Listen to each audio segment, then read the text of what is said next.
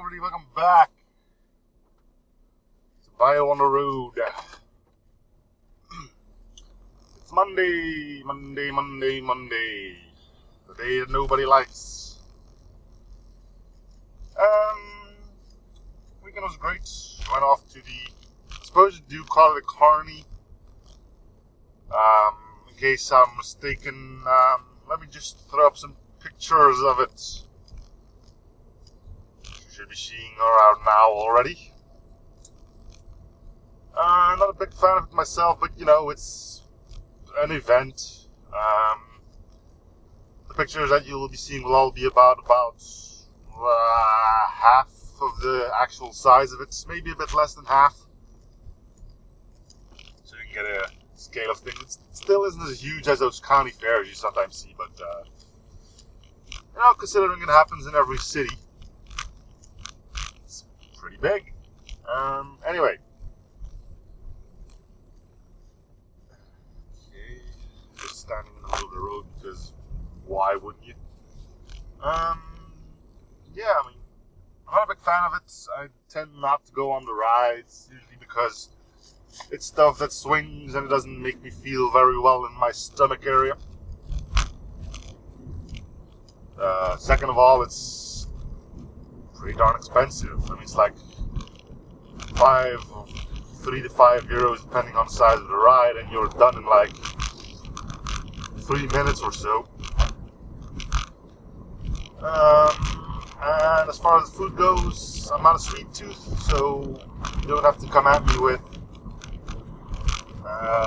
cotton candy or caramel apples or whatever it is, and the other stuff is too fatty for me, for my taste. Yes, they have fries and burgers and stuff like that, but not a big fan. Just went there because some friends of mine were going, and it's better than just staying at home, but I could easily have done without going there. The pictures I took were there for the viewers and the viewers alone. I'm not a big fan of keeping them. So, you know, get a scale of things on how we handle our carnies over here. Each city gets one, and size depends on how big the city is. We're not the biggest one around, but considering we're not really a major city, I think we did pretty well.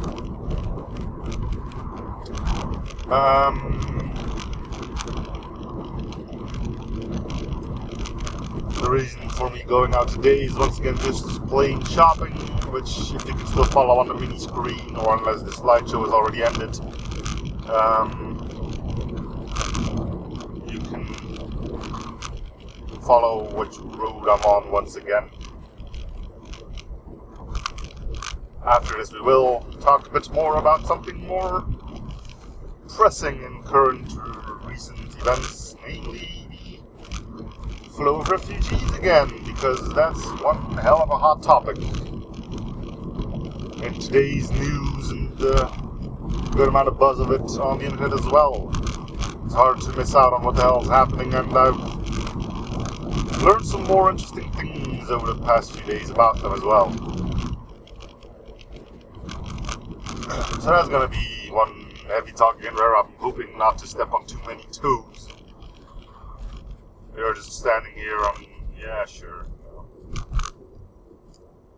Well, means the perfect spot to just stand still.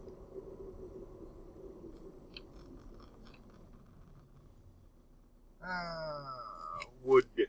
Lots of wood being transported. And I'm pretty sure you're walking through the red right now, so try not to get flattened. I'm pretty sure the light's going to turn green while you're still walking there. Yep. Good job, pedestrian man. Good job.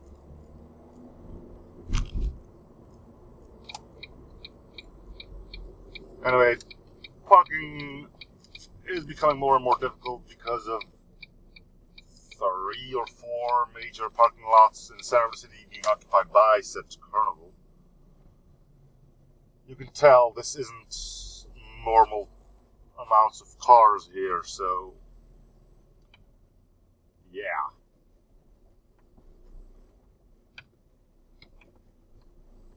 Anyway, I can just squeeze in right here. See you when I get back, and then we'll kick this refugee thing off again. Indeed, again. See you in a bit. Right. So let's get things started. We knew about the fact that they are demanding stuff, right? Which, and by we, and they being the refugees, we knew they were making demands, right? I told you the story about the tent camp already, where they weren't happy with there being some small wrinkles in the floor of it. Now, there's the whole thing that happened in Hungary, right? Or is still happening in Hungary, depending on when you watch this. What I saw there, I now know the reason why they weren't allowed to go any further. The reason for that is something known as the Contract or Decree, or something along those lines of Dublin, stating that refugees of the war are supposed to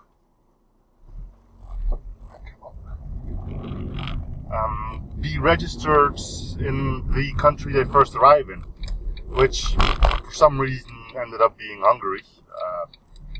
Fine. And that's why they aren't supposed to leave. Now, I've seen some video footage of that, and be sure to take that with a grain of salt. The cops were handing out bottles of water, and the clip itself only showed two people. They were just picking up the water and throwing it back on the tracks. They would have nothing to do with it. I mean, if a foreign government offers you shelter and hands you out food and stuff like that, you should be grateful, not start asking demands. I know you had a hard time, potentially. More about it later in the country of war, but if you're fleeing your country and leaving everything behind, you should grasp everything you can get with both hands, not making demands. You want better stuff. Now, granted, there were only two people, and from what I've heard, there were people that actually were trying to calm them down a bit. So it's not like everyone refused it. But still, I mean, geez, have a bit of respect, right? I mean, you're fleeing your country, and you're just demanding for better stuff. Now, moving on with that, turns out that there's a lot of people who just flee the country, and I don't mean the actual war zone, but their own country that's probably situated somewhere around that region, who's actually just not a war refugee, but an economic refugee. Basically just coming here for monies. Yeah, I mean, you're kind of just tagging along with people who are actually in trouble, you know that, right? Say the, I don't know if it's true, and I'd feel like a total jerk if it wasn't, but, the kid that drowned, that was all over the news, it was Elan or something? Can't even sure. I think it was somewhere around that region. Anyway, he wasn't a refugee from war. His father was actually making a trip to Europe to get a new set of dentures on the cheap. He got his son killed for a new set of dentures. He should be the first dude to be put back on his raft and sent back the way he fucking came from.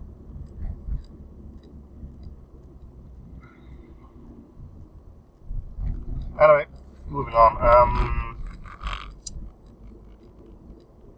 If you're wondering why I say there's a bunch that are just there for economic reasons, a lot of the footage that's shown only shows men between the age of 20 to 30. No women. What are just the men coming to do here? Are they actually just fleeing the war? Why didn't they take their family with them then? Oh yeah.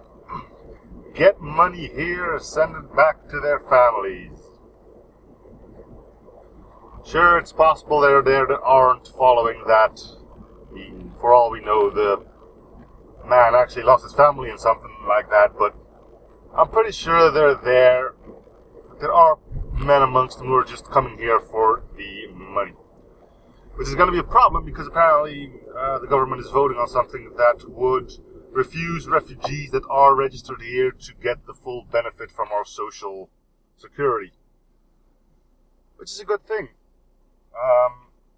Refugees that come here at the end of the line, I'm assuming their goal would be to return back to their country. So, if you just keep them here for quite a while until everything settles down over there, then help them to get back, hey, fine. But,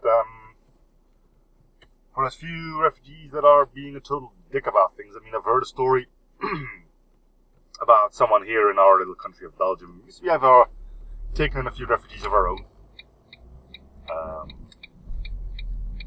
Someone baked cookies, and I heard a story from a friend of mine, so, take everything you can with a grain of salt. Preferably not your cookies, but anyway. Yeah, baked cookies for the refugees. Went to hand them out. They got tossed on the floor, rejected, and the person actually handing them out was pretty much booed out of the tent camp, saying that if he actually wanted to help, he would keep his cookie crap with him. I would actually give them a hot meal. The man did them a favor, didn't ask for money or anything, just handed out cookies. He got chewed out of it. Come on. And there's the whole clothing situation, people sending in clothes and fresh clothes and stuff like that. They just get tossed on a pile because they don't want them. What they want at the end of the day is money. You're not really making a good case for yourself, Anyway, I know those are only parts of it, and there are people actually in trouble who will accept everything handed them. And for those people, I would stick my hand out. Really. But all those leechers are ruining it for everyone. They're stirring up the pot, and there's a good chance one of these days, if it keeps going on as it is, Europe will say enough is enough. I'm not going to make a joke about planes or snakes on them. And bad things will happen to them. Even the good kind. Anyway, we're already speaking of taking severe action, military action, down in Syria. I suppose, at the end of the line, I think that's the best we can do. First of all, if we stop the war there, the true refugees from war will probably return to their country after a while, and the one who just come here leeching off of those people will not have the excuse anymore for there being a war, because there is no war anymore after that. So yeah, anyway, I just wanted to sort of get that off of my chest. Whether I offend people or not, I don't think I will have, and if I do end up offending people, well, must be because I said something personal then. Anyway, it's also noteworthy that they aren't all coming here. Countries like Turkey are taking in a decent amount of them as well. I've heard to take everything with a grain of salt, whether it's more or less, I can't be sure. But apparently they have also taken in around 2 million of them. So I'd clap my hands if I wasn't driving my car. But anyway, yes. Now you know a bit more about the thing in Hungary, all because of that decree or contract or whatever it's called of Dublin. And what the situation is like, sort of. I mean, feel free to fill me in more if you have any information. But I'm going to have to cut it here. So thank you guys for watching. Hope you're still enjoying the series. Feel free to show support by commenting, liking, and or subbing if you haven't already. And I'll see you guys on the next episode. Bye, everyone.